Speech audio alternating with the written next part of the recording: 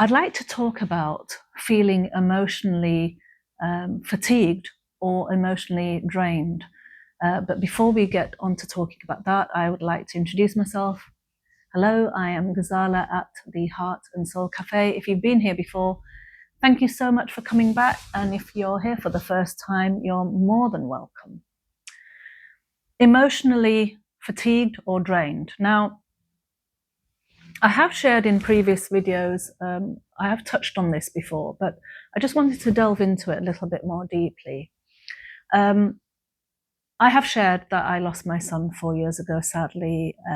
He was 22, he had a sudden cardiac arrest. There was a time that when he was diagnosed with dilated cardiomyopathy, more commonly known as an enlarged heart. And he was in hospital for a whole month, year 2020, at the end of year 2020 in November.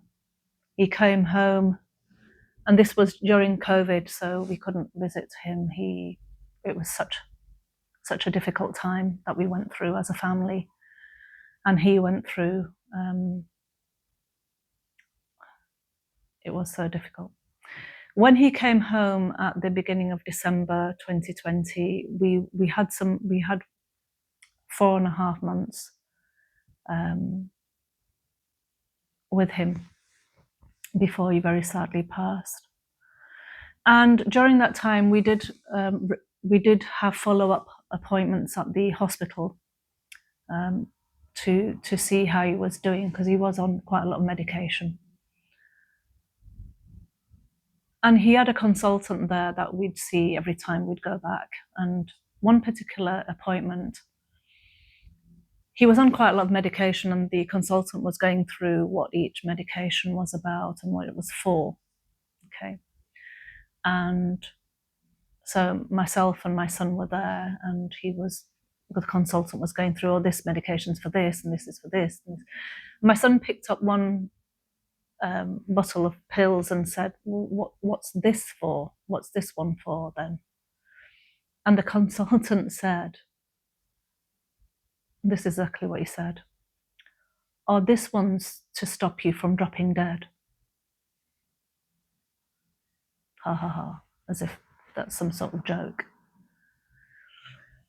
I was completely stunned at what he said. I looked over at my son, and I could see that he was trying to cover up what he was actually feeling. But I could see him, because I obviously knew him very well. He was thinking, oh, so you're telling me that I might die from this, of what I have. And that was the very, very first time I think he might have thought that and be frightened about that. So why did the consultant say that? I didn't question him. I didn't question him at that time. And then after my son passed away, so I was angry before I was angry about what he said, but after my son passed away, I was even more angry at what he said and the effect it had on my son. So what did it come down to? It came down to, emotional fatigue. There's no other reason for it. I don't think that consultant is a bad consultant, a bad doctor, a bad person. I don't believe that at all. But what I do believe that is, you get to this place where you have been doing something for so long and you're so worn out and drained, maybe working really long hours, perhaps, same thing in and out, same, patient after patient after patient after patient. How can you be empathetic, for a long, long space of time? How does that work? Surely you're going to get fatigued, you're going to get drained, emotionally drained. And then when you're emotionally fatigued, I think you might say things such as what this consultant said to us. I don't think that there's any other reason. I never went back to him. I never shared what I felt. after my son passed away, I did think about going back and seeing him. And he did actually speak to me on the phone, because we had an appointment with him that day. The day he passed away, my son passed away, we had an appointment with that consultant, and he was going to talk about, my son having a internal defibrillator fitted. But then that was something my son didn't want. So, yeah. But what that consultant said has stuck in my mind so, and I hadn't really shared it with anyone in the family, so his sisters or my husband, because I just thought it'd be painful for them to hear, and I didn't think that it was going to serve any sort of purpose. So I thought, well, what is the point in telling them? Until recently, it sort of like slipped. It slipped from me, and I shared it with my daughters. And they were surprised I hadn't said anything. I hadn't said anything at the time, and I hadn't said anything after that. But emotional fatigue is something that we do see. Again, it's so important that we look after ourselves so that we can look after others in the way that we want to look after others. I don't, like I say, I don't think that consultant was a bad person, and I think it probably, I think it would affect him if he knew what kind of effect what he said had on us. So for that, you might think, well, I should have then shared. I should have let him know, but I didn't. And that's the truth of it. I just didn't want to go back there. I didn't want to go back to the hospital. I didn't want to see him. I just thought it would be too difficult for me, too triggering for me to go back. After my son passed away, I didn't want to do that. So I left it, but I've never forgotten, and I never will forget. I never will forget that. It just goes to show how important it is to make sure that we look after ourselves, especially if we're in those roles where we are caring for others, where we need to empathize with others. It's so important to make sure we look after ourselves and we have time to offload, to recharge our batteries, to have some time off work before we're back again.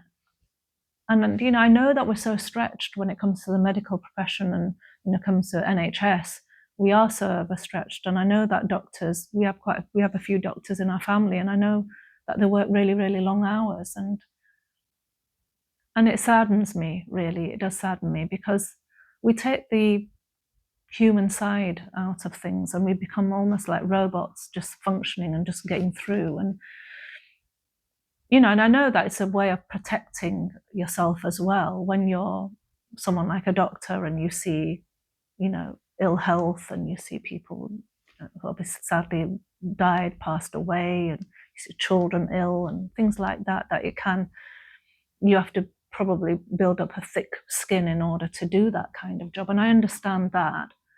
But at the same time, I do understand that being mentally, emotionally fatigued and drained will have a detrimental effect on you, and then you will behave and say things that you wouldn't normally behave in a way, and say things to others, and what that then leads to, and that kind of ripple effect that has.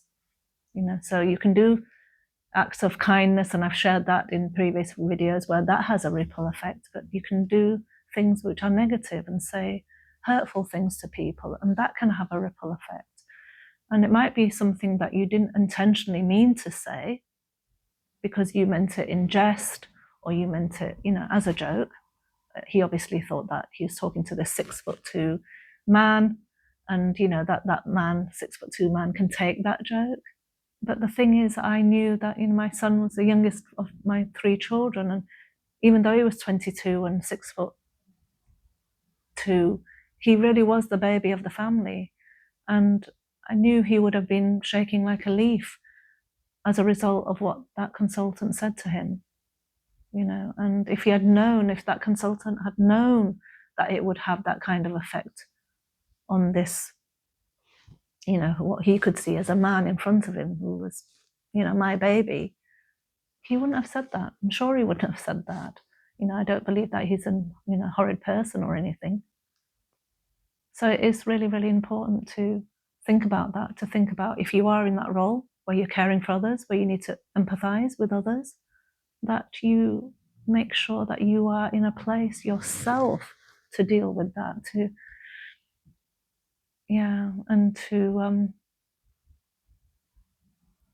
and not to behave in a way that you wouldn't normally behave in, or say something that you normally wouldn't say had you have been just fresh on that, on his duty, let's say, whenever his duty began, whatever time he started work, if he sort of went into that nice and fresh, to maybe our appointment was later on in that day and he was just completely exhausted. Don't really know, because we didn't have that conversation. But I do know that it can have an effect on others. I think it's really important to think about that. So emotional fatigue is a thing to think about. Does it affect you? Please do comment, like, subscribe. That's important. I would like you to do that so that we can build that community. Otherwise, thank you. I look forward to seeing you in the next video. Please take care of your hearts and souls.